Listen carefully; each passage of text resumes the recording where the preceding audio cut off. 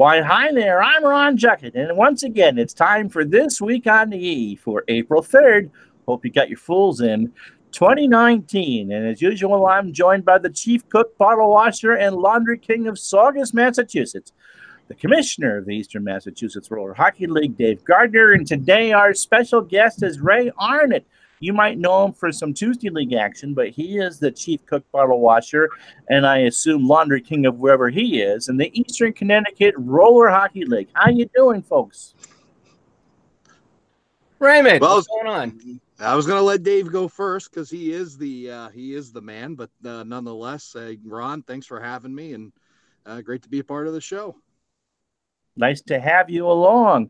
For those who may not be familiar with the Eastern Connecticut Roller Hockey League, tell us a bit about it and how long you've been at it, and all the things you want people to know.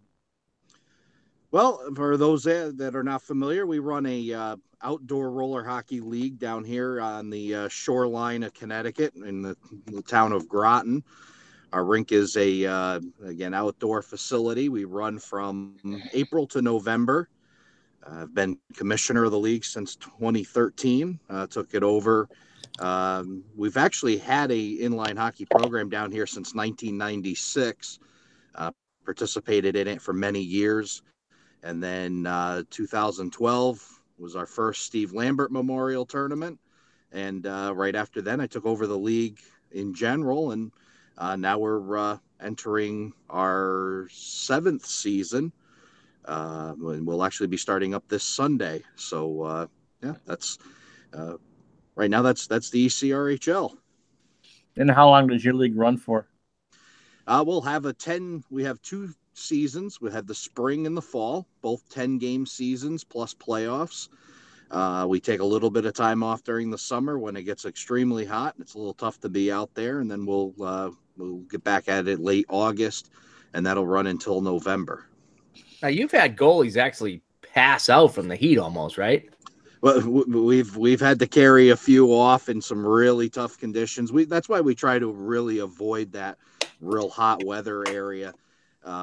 It just becomes too much. Unfortunately, weather is something we're susceptible to.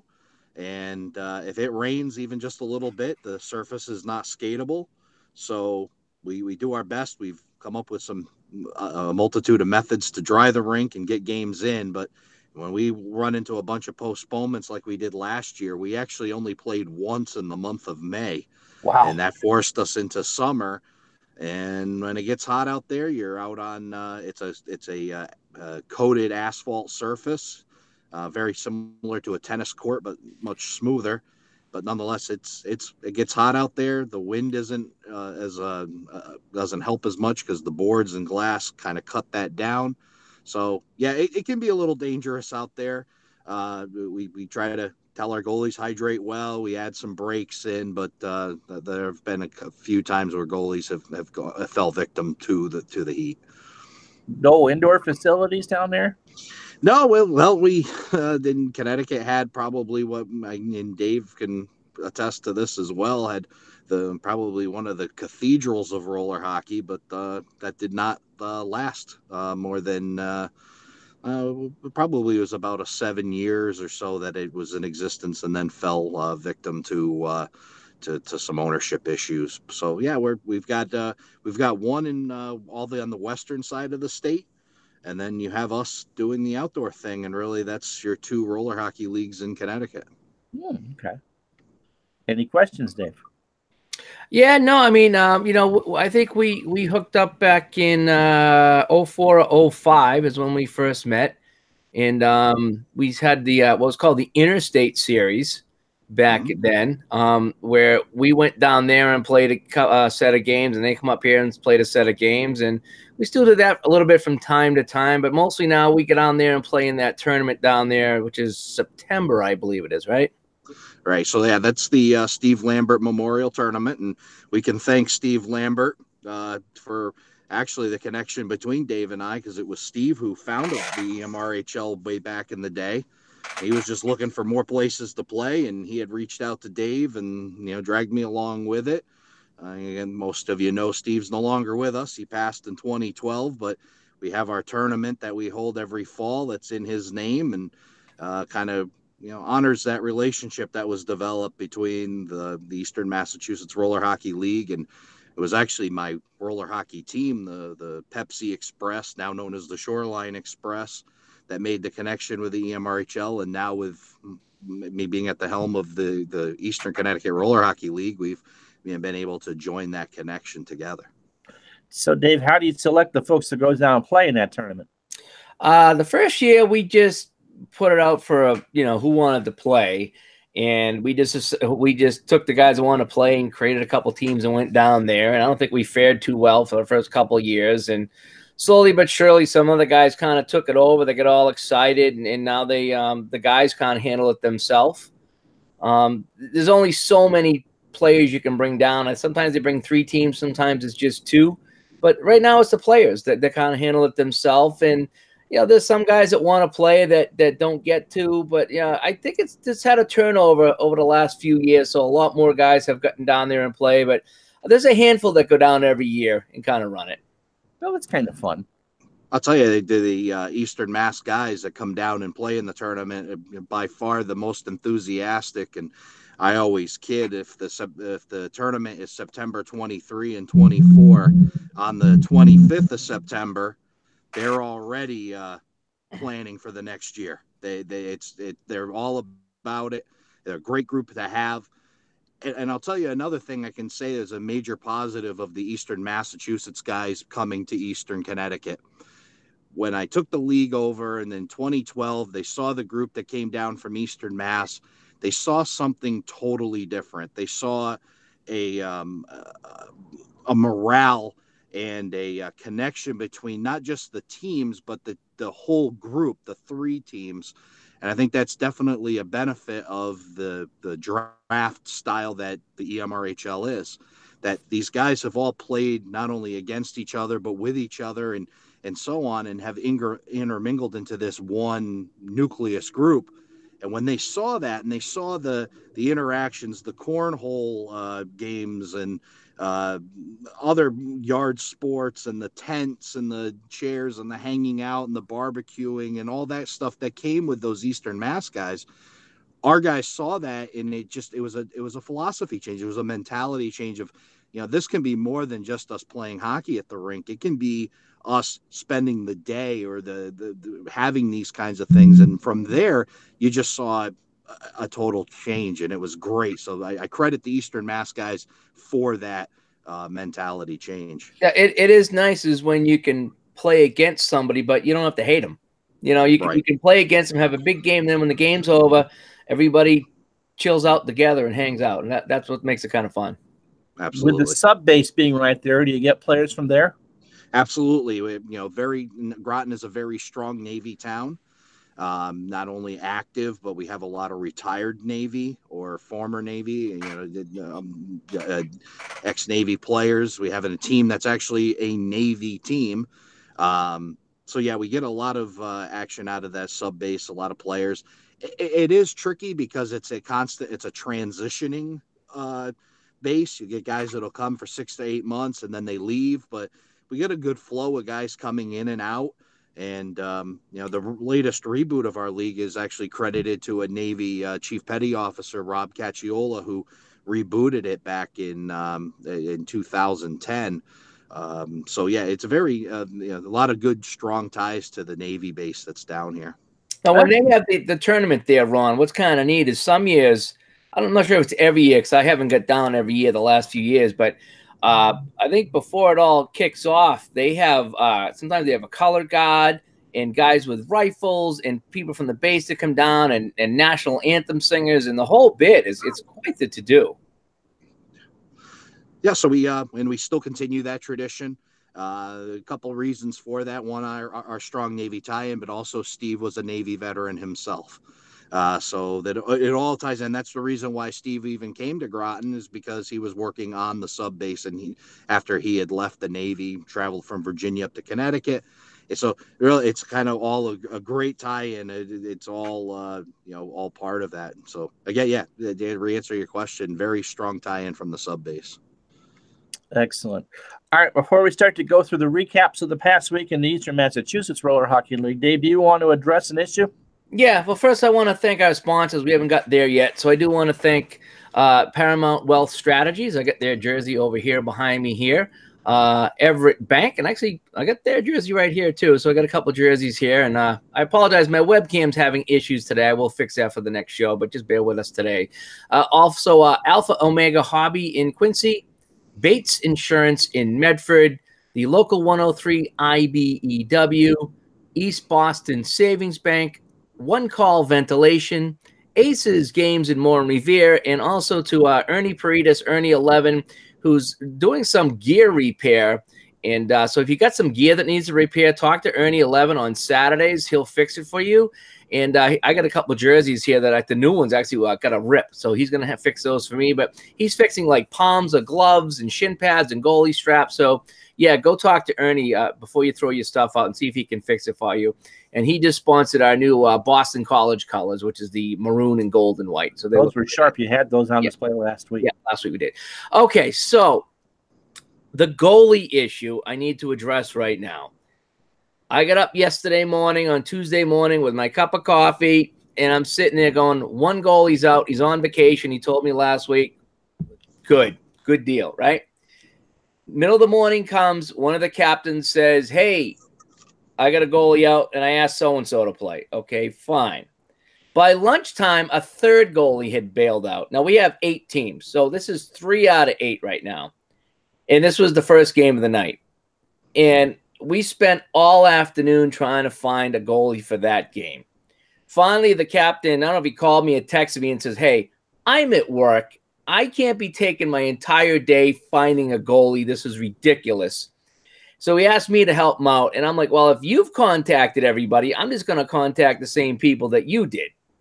And he's like, well, let me know if we have a goalie or not. I got to go back to work. So we spent the entire day trying to find that third goalie. Luckily, about 5 o'clock, somebody sent me a message and says, hey, I can play if you need to. I said, yeah, get down there for the first game. So we got that covered. I get to the rink.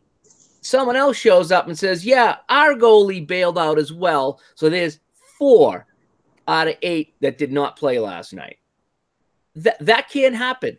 It makes it so difficult. You have no idea. And that's why I'm kind of putting this out here now is the captains were all day and myself were all day trying to find 4 goalies. That's not fair to the captains. They're at work all day. It's not fair to me to have goalies just bailing out whenever they feel like it, okay? And I understand things happen, but what are the chances we have 4 emergencies on a Tuesday? And the thing is, this is becoming the norm. This is not just, wow, last night was a fluke. We had 4 or 5 out on Saturday this past week. In fact, we had a goalie meeting at the rink. 2 or 3 goalies got together and says, okay, how do we cover the next 4 games? Because one guy can't play 4 in a row. One guy doesn't want to play 3 in a row. And they had a meeting to try to figure out who's going to cover what to make it happen. That's not fair. That's not fair to the goalies that show up. It's not fair to the captains. It's not fair to me. And it's not fair to the teams, to maybe not play without a goalie or to play with a goalie that's on his 3rd game that's tired. So something has to be done about this. I've been talking to the captains all morning long, especially the Tuesday captains. They had some really good suggestions. But they're even tired now. It seems like a weekly occurrence that they have to find a goalie. And maybe it's not, the same team, but they're tired of it. They want to show up and play hockey, and they didn't sign up to babysit goaltenders, okay? So I don't have the solution yet, but what we're doing now is not working because you just can't say, I'm out, bye, and then wash your hands, and then you've done your part, okay? Yeah, thanks for letting us know and not just pulling a no-show, but you might be one of 4. And that's what happened last night. So if you're a goalie in a league and you don't make your game, you are probably not the only one, and you've created a big mess now for other people to clean up for you, okay? And I know it's a rec league, and I know things happen and family and jobs come first. I get that. But you also have to realize as a goalie, we can't play without a goalie in the net. And I'm putting this out there because the way it's going now, there is going to be a time where a team does not have a goalie that we will not be able to fill that final hole. And when that happens, and if it continues on this path, it will happen. And it's been many, many years since we've gone through this issue that we played without a goalie. But the way it's going to happen. I don't want anybody looking at me, and I don't want anybody looking at the captain to say, why don't I have a goalie? Because we had 4 out last night, and we're plugging holes the best we can.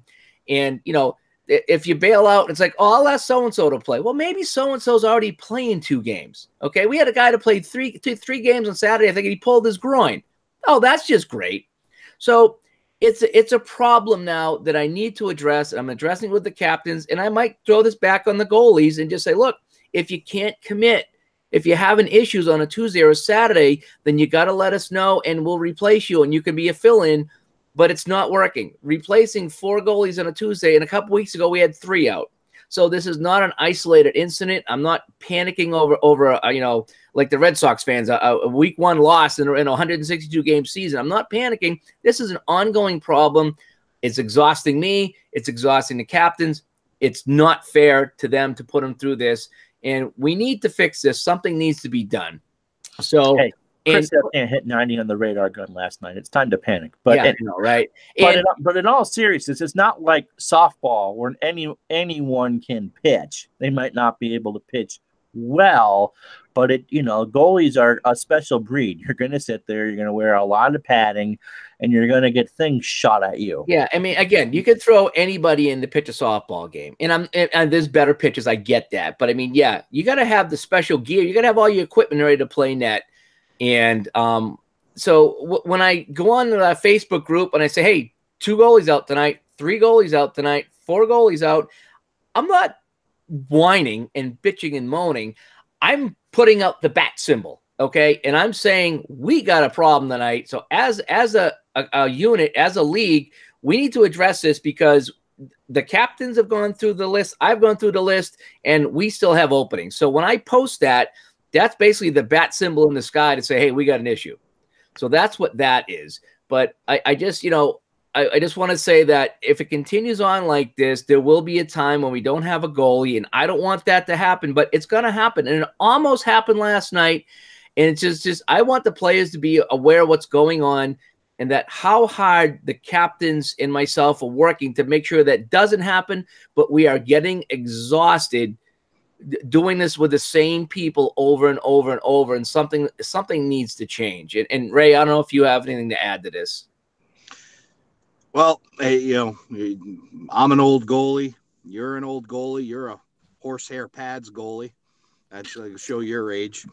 But nonetheless, we're both former goaltenders, current goaltenders, whatever you want to call us.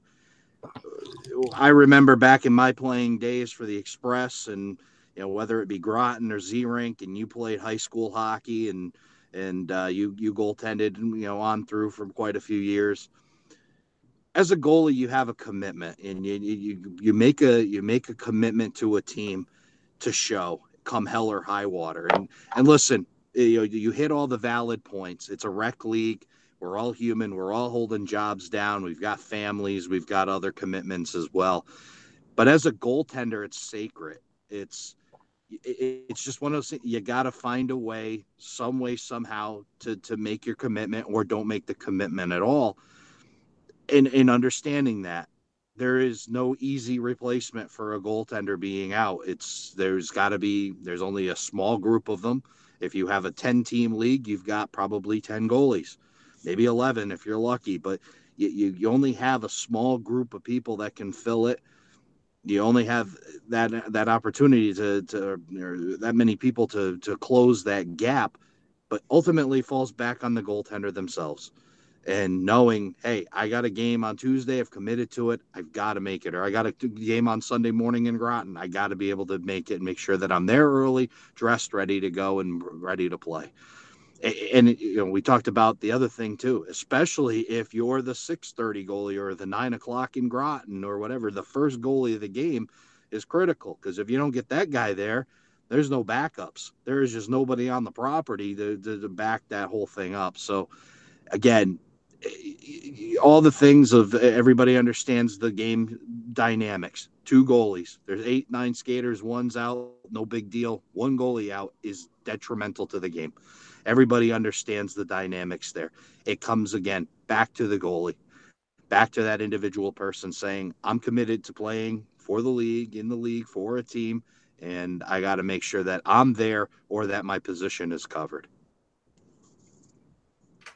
Yeah, no, that's all good points. And it's got to frustrate the hell out of your captains too, because I mean, I know that you have, captains as goalies on Saturdays. I'm not sure what the ratio was on Tuesdays. None of the captains are goalies on Tuesdays. Yeah. And it's just frustrating because, you'll get a guy saying, well, I asked, Steve to play. Well, Steve's already playing 2 games, because 2 other goalies bailed out that you're not aware of. So that's kind of what my point here is, that when you jump out of a game, you have no idea how many other goalies are already out. And usually it's more than one. And sometimes it's an easy fix. Sometimes, okay, I'm out, this guy's playing, and that's the only goal of the night, not a problem. But lately, we've been having multiple goalies out. And what's the old expression that one death is a tragedy, but 100,000 is a statistic? I think that's the old saying. So once we get up to 3, 4, or 5 goalies out, it doesn't matter what your excuse is. It's now a statistic. It's now a group problem, and it's now a problem we all have for that night. And sympathy goes out the window. I'm sorry, it just does, because it's gone beyond just finding you a replacement. Now I got to replace all these guys. And then you got the secondary problem is what happened on Saturday. People actually come up to me and were like, how are they getting him to play net? He's so much better than their regular goalie. Yeah. Well, how come this guy's playing for us? He's worse than our regular goalie. Well, that's something that you and I have had conversation about before, and unfortunately, that's got to go out the window. The mentality also has to change. That when it comes down to just somebody's got to play net, and that mentality has to be let go. Sure, the guy's a little better, or maybe he's a little worse, or maybe he's having a better day than the next guy, or maybe he's Hayes that wears 15-inch pads. Listen, you got to have a mentality saying we got to put somebody in goal. Somebody's got to fill this position. So that, again, I encourage anybody that's making that complaint, you got to let that go. Yeah, you got to look at focus on playing. Yeah, when someone says that to me, I says, well, then tell your goalie to show up, or tell their goalie to show up. We won't have that issue, and it's just, at some point, you got to put, like you said, you got to put somebody in net. And, I didn't tell your goalie to stay home, but, we do need a goalie for the game. And there we are. So anyway, so that's the goalie thing. I am addressing that. I don't know what's going to be done about it. There's been some really good ideas going back and forth in the chat about how to solve this issue. Whether we bring in some different goalies, or whether we change some of the rules for the goal, I don't know yet, but what happened last night happens too much. And that's all I'm going to say, is that we are working on it. And that if there comes a time that you don't have a goalie in your net, it's not because we didn't try. It's because that too many are out and you can only fill so many holes, or maybe we didn't have enough notice. But so that's what we got on the goalie thing. So done with that. Let's move on to some of the game topics. All right. Let's talk about what happened Saturday. At 7 a.m., Rumblefish and Face-Off, 7-4 Rumblefish. We predicted an easy win, and by George, we got it. Tyler Bullock and John Hafer each had 2 goals for the winners. Joe Mullen struggled in a rare Saturday appearance, and there are more Davenports rotating in and out of the Fish lineup than there are Lees in the Hong Kong directory. Yeah, there's 2 or 3 Davenports at play, and a 4th or 5th that fill in. I don't know. I show up and Rumblefish shows up, and I recognize faces, but I couldn't tell you who's who. In fact, I think their dad comes up to watch a play sometime, and I think somehow he got 2 assists this season. I don't know how, but yeah, so they just rotate in. But luckily, none of them are very good, so it's not like they're bringing in an all-star. So I will say that they're all pretty, mid to lower level guys. So they can rotate all day long, and that's fine. But yeah, I was surprised. Hafer actually showed up for a 7 o'clock game. He never shows up for the early games, but he showed up and had a good day. Joey Mullen, not so much on Saturday as he filled in. In fact, I think I'm looking at my list here, they had 4 subs for face-off. It was a terrible start to the day as far as attendance went. But yeah, it goes to Rumblefish. And yeah, we got to make some trades with them, I'm pretty sure. All right, 8 a.m. in a game that most of us have already forgotten. National Treasure kicked around kick-ass 10-6. Jeremy Gallagher had a Ron Jeremy size game with 3 goals. It was huge. Yeah. I got it. Algorithm, I got it. Not saying I liked it, but I got it. Mike DeVincent leads the league in stolen points, as after the game he emailed the league and stole another goal from his brother. Oof. I feel bad for his brother. I mean, every week Mike sends me a message like, hey, you know my brother's goal in the second period? That was mine. Every week he does that. So either we're screwing up or he's stealing from his brother. I don't know. I'm going to call him Cain and Abel pretty soon. Thanksgiving dinner is going to be fun with that one, isn't it? You stole my 20 goals. At 9 a.m., Snake Eyes 7, Fast Times at Ridgemont High 4. It was a full house for the freshly upgraded Snake Eyes versus half a team for Fast Times. So the other half slow times? I don't know. Nick Rao continues to lead the Snakes out of Ireland with 2 more goals this week. Fast Times struggled on offense for most of the day, but refused to make any line changes. Ouch. Courtney's going to be mad when he gets back behind the bench.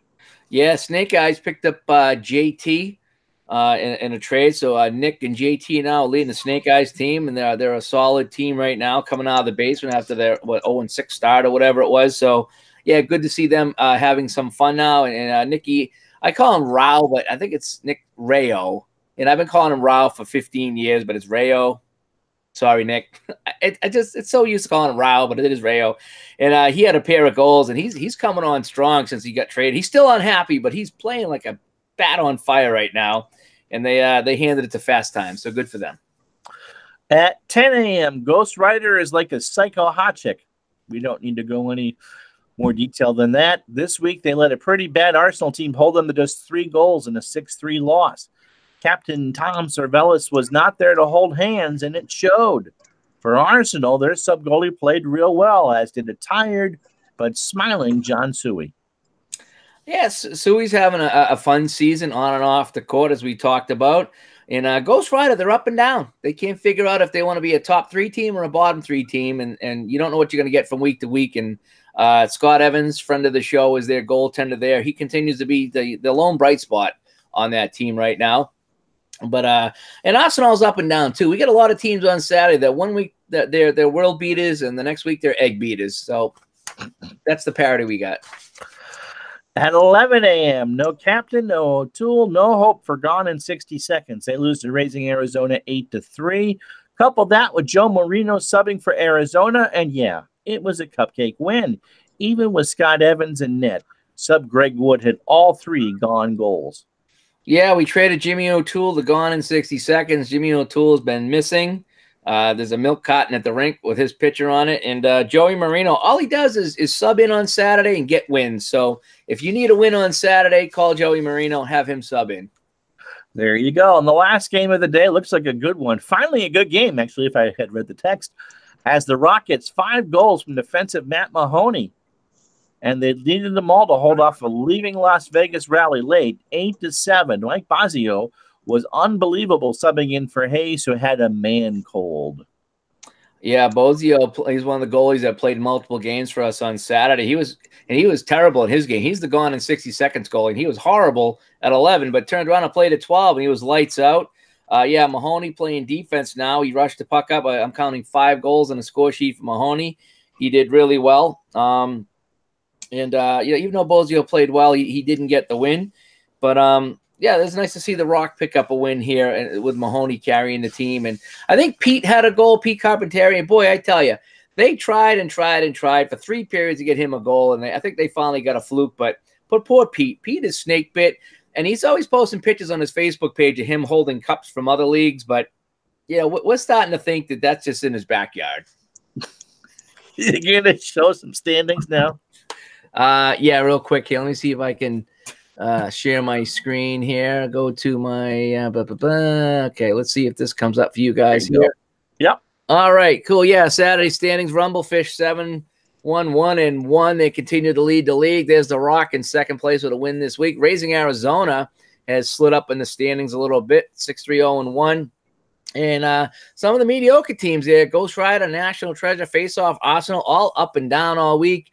And if you scroll down to the bottom, we have Snake Eyes on the way up. They've won 2 out of 3. They're moving up. Gone in 60 Seconds, still kind of floundering around here, as is Leaving Las Vegas and Kick-Ass. I want to take a look at my league leaders real quick on Saturday. And Mikey DeVincent there. Now, again, there's Mike DeVincent, emailing me, taking his brother's points here. So I'm starting to think this is like NASCAR, where you got teams of players out there and they're just letting the other guys win. I don't know. I mean, but so anyway, yeah, he's up there with 35 points. Matt Mahoney with his 5-point game is 30 points. Matt's playing defense, so it's good to see him up there. Sean Andrews there with 29, and Tony Laverty of Arsenal with 29 as well. Taking a quick look at our goalie stats. Stevie DePrato, who's been our workhorse on Saturday, he's been playing 2 or 3 games every week for us. 3-8-4. He's playing really well on that Rumblefish team, as is Jeremy Russell and Scott Evans there, the regular goalie, 505. And Ray, what can you add about goaltender stats? Stats? I don't know. Here's the thing, showing up should be worth at least some points. So take showing up, and you show up more, it should help your goals against average maybe. But yeah, I stopped counting about 10 years ago. How about you, Dave? Ron, Ray is the only goalie I know. Here we go. The story I'm going to tell. So, Ron, when you played your game and you had that safety that I'll talk about for the rest of my life. Yes. Ray has a moment. When he first come up back in 2005, he brought his Connecticut team up for the Interstate Series. It was the first time that they had come up and played us, right, when we first met. Right. And I think we played 4 or 5 games that day. We had 2 teams, they had 1, and we just kept rotating a mini tournament. Well, Ray's team is up 5-4 late in the game, and Ray pulls himself. Thinking I was down by a goal because the scoreboard was behind me. It was the only time I've ever seen a winning team pull their goaltender with a minute left. And the always the humor I have now about that whole situation is this embarrassment is I went to the bench, and without any thought or any regard, Steve just jumped out because it was an opportunity. Just, hey, more skating time. So he just jumped out. No, go back in the net. No, nothing. He was just, oh, okay. He jumped out.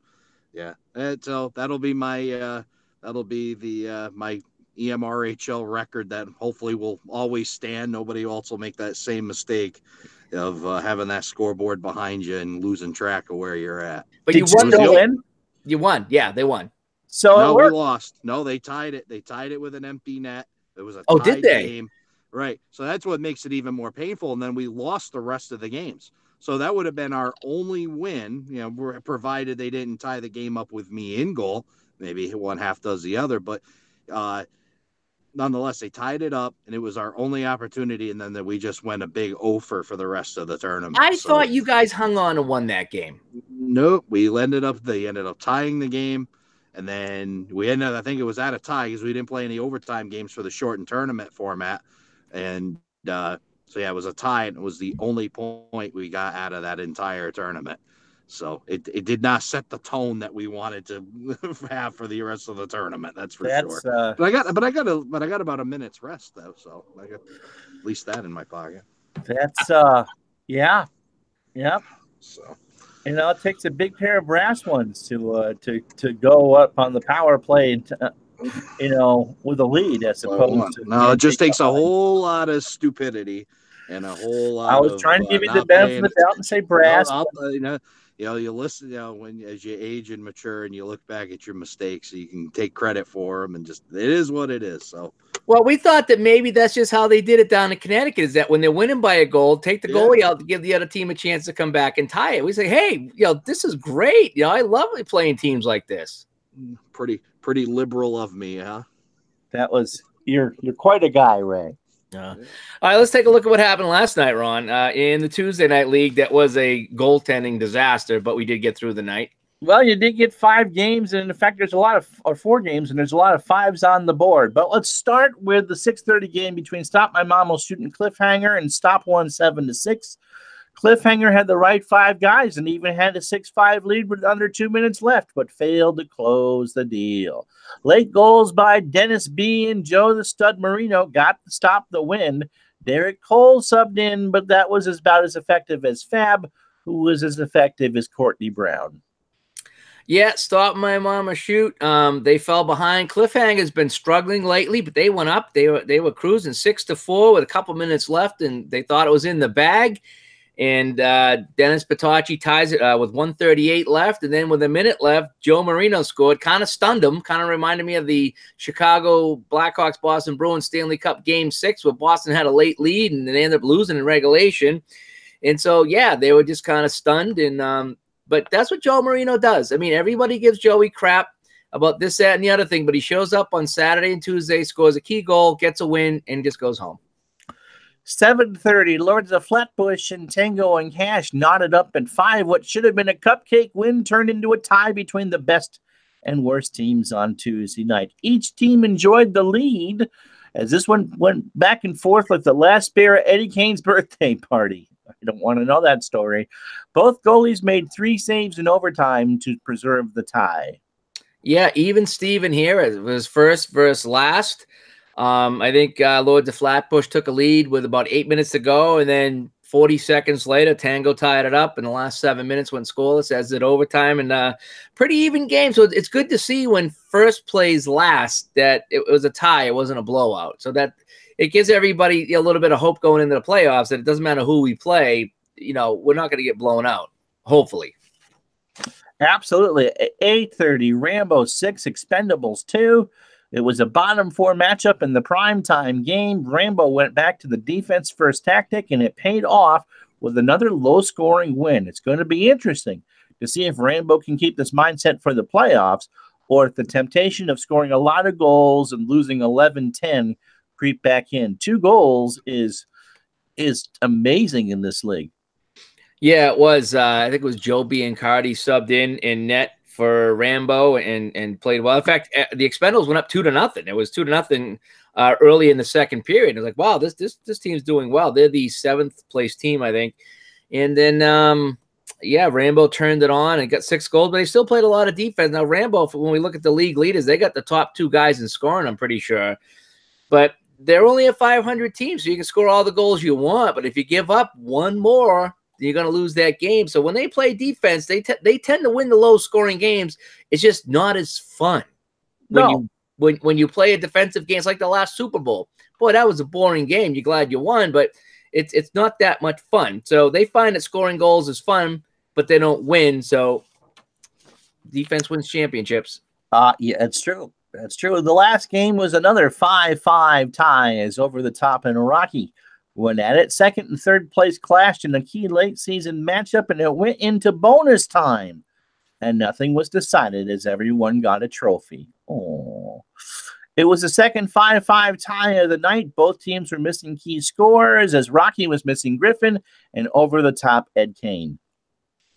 Yeah, another 5-5 tie between 2 teams. It's ironic we had 2 ties. Both were 5-5, and very similar type of game where lead went back and forth, and then one team scored with 5 minutes left, and then 30, 40 seconds later, the other team tied it, played the last few minutes scoreless, even in overtime. So, yeah, even Steven all the way with that game, too. All right, standings and stats. Yeah, let's go take a look at some of those. So hopefully you can see the standings here. So Tango and Cash, again, they're 8-1-3. They got 3 ties. That's a lot of ties in a 14-game season. And they still only got the one loss in regulation here. Over the Top picking up the point last night. So they got 2 ties and 2 overtime losses. So some crazy standings this season if you really look at it. Stoffer, my mom will shoot. 6-4-2. Boy, they feel like they're a lot more than that. That's where they are, 14 points. You can see all the way down to 5th place has got 13. So Tango and Cash should slip away with the top seed with 19 points. There's a chance they could get caught, but with only 2 games left, their magic number is 1 point. Yeah, there's a 14-game schedule. So with 12 games being played, there's 4 points on the schedule here. And I'd have to see their matchups against Over the Top to see the head-to-head, see how that panned out. But they should take it. But if you look here, 2 through 5 is still up for grabs. And even the bottom with the 2 teams with 7 points and 1 with 10, with 4 points on the table, if Cliffhanger drops 2 and somebody wins 2, so, yeah, there's still some things on the table here in the standings with 2 games left on Tuesday, which is how it should be. Taking a look at our league leaders, and as we talked about, Lopes and Arsenal 1 and 2. Dan Lopes 60 points in 12 games. That's something else. It really is. What's that? 5 points a game or something like that. Yeah, it is 5 points a game. And again, they're middle of the pack team, so it's scoring all those goals is nice, but it's only gets you a 500 record. Tyler Bova for Cliffhanger in 3rd place. And then, Brian Estrella. So you're seeing some of the guys at the bottom. Bova and Estrella are bottom guys up at the top, as well as Lucas and Mahoney. They're bottom teams as well. Joey Mullen's the 2nd place team here. He's got 41 points. Oh, I got Joey Mullen good last night. He made a sweet pass to somebody for a goal, and I said 88 unassisted, and Joe Mullen lost his mind on me. He lost his mind, and I gave him a big smile, and I was like, I got you so good. And he's just like, that ain't funny. That's my assist. He got his assist, but I still got him real good on that. Let's go take a look at our goaltenders real quick. Chris Vittori, he only played the 1 game, so he played really well, but we got to go on to our regulars. Actually, Joe Biancardi was a sub. AK is probably our most regular goaltender, 4.23. And then we got Jay Sops, another regular goalie. In fact, what I want to do is I want to click on my goalies here. And just to give you an idea on a situation that's going on, here are some goalies. Like Garrett's played half the games. Grasso's played half the games. You know what I mean? And, Sean Johns played 8 out of 12. So, I mean, you can see that only one guy, Rob McHugh's, played all 12 games right now. Everyone else, I mean, these guys have only missed 1. This guy's missed 2. But you start missing 3, 4, 6 games out of 12. Now we got a problem. And it's not really just one guy. It seems to be, a bunch of people. So that's the problem we have, is that it's not one guy missing all the games. It's a bunch missing a few. And when they happen all in the same week, that's when we go crazy. Mm-hmm. Rob, you wanted to make a point? Oh, Ray, sorry. Well, I was going to say, goalies, I guess they're going to appeal to you. Show up and play before you get old like Dave and I. Get in all your games while you can, because it's and understand your value. That's all that's all I can really add to it. It's got to come from you guys. Hopefully you get your playing time in before you get to a point where you can't anymore. All right. Well, I think that brings this edition to a close. Was there anything else you want to talk about? You want to talk about how the last part of the Saturday League schedule is going to go? Yeah. So Saturday League, how that's going to play out, see if I can explain it the best I can, is this week is week 11. And that means that all 12 teams will have played everybody once, if you follow that, okay? So now we go into the last 3 games of the seasons. After this Saturday, I'm going to look at the standings, and I'm going to divide it into 3 groups. So you got 1 to 4, 5 to 8, and 9 to 12. And what's going to happen is your last 3 games will take place in that group. So teams 1, 2, 3, and 4 will play out. 5, 6, 7, and 8 will play out. And then 9, 10, 11, 12 will play out. And so your final 3 games will take place within that group. And even if there's a standings change, if team 5 wins in 2 weeks and they move up to 4, that ain't going to matter. The grouping will be after we play all 11 teams, so that'll be Saturday. So however, this Saturday's final standings after 11 games will determine the 3 groups. Those will be our final 3 regular season games. And after all that, we'll have 14 games played. Then we will reseed for playoffs, if you can follow that. Well, that makes sense. So we try to get 3 good games down the finish where the top 4 teams play out. So they get one more crack at each other to try to maybe jump up a seed and take seed 1 or 2. And the bottom guys get a chance to move up as they play out. And then even in the middle, guys have a chance to move up or down in the middle. And that's how we figured that out. Sounds fun. You ever tried that down in the Connecticut League? We actually have we do a little bit different with our schedule. We've now trying to balance out in parity. We'll actually set a schedule where the schedule for this season is based on the standings from the previous schedule, and we protect the team that say fell in 10th place will no longer play the first seed team at any point during the season. 2 won't play 9, 3 won't play 8, etc.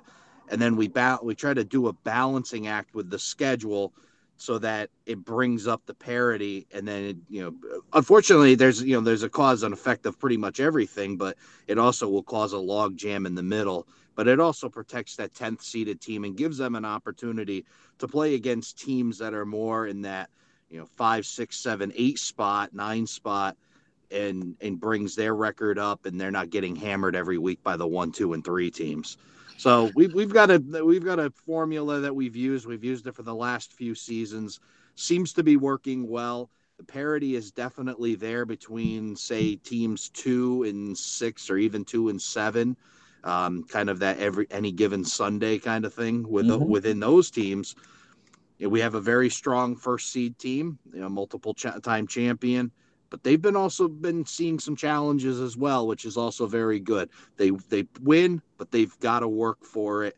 And that's about, from a non-draft league when we were doing team entered, that's about the best I can ask for as a commissioner, is that they don't have it easy and that they got to work every weekend to get their wins. So, we do try to do some balancing off. Again, in a recreational roller hockey league, no matter which way you do it, you're always trying to build parity, and it's certainly not the easiest thing to do, nor can you always have success with it. Oh, absolutely. No, that's understandable. But, I like that system, and I like what Dave's doing for the last 3 weeks of that. Certainly puts a lot of pressure on the top teams, knowing that you're going to have to play against each other to determine your seeding. And so if someone has a bad 3 weeks and one of the teams in the lower levels has a great 3 weeks, you can go from hosting, being the quote unquote home team for your first playoff game to not doing it. So the idea is to have better games. And like Ray said, the better teams against the better teams are better games, and better teams against the worst teams. And it's just how it plays out. Even in a draft league, it's just kind of how it plays out that way. All right. Well, thanks for being patient with us today, but it was a big, important edition of This Week on the E. Dave and I, and hopefully, I guess we'll be with you next week. Thanks to Ray from the Eastern Connecticut Roller Hockey League for joining us. It was fascinating to listen about something else and to swap stories about barbecues and tournaments. And remember, goalies, if you have the lead, stay in your net. Absolutely. I feel so bad for you, dude. Someone in the chat talked about Jim Marshall from the Minnesota Vikings, and that's exactly a Jim Marshall moment, So you can laugh about it kind of now. I can see the look on your face. Like, do we have to talk about this anymore? No, you don't. You've been a good sport. That's all right. That's okay. All right. So we'll see you next week on This Week on the E for April 10th. This is the edition for April 3rd. We'll see you next Wednesday at noon.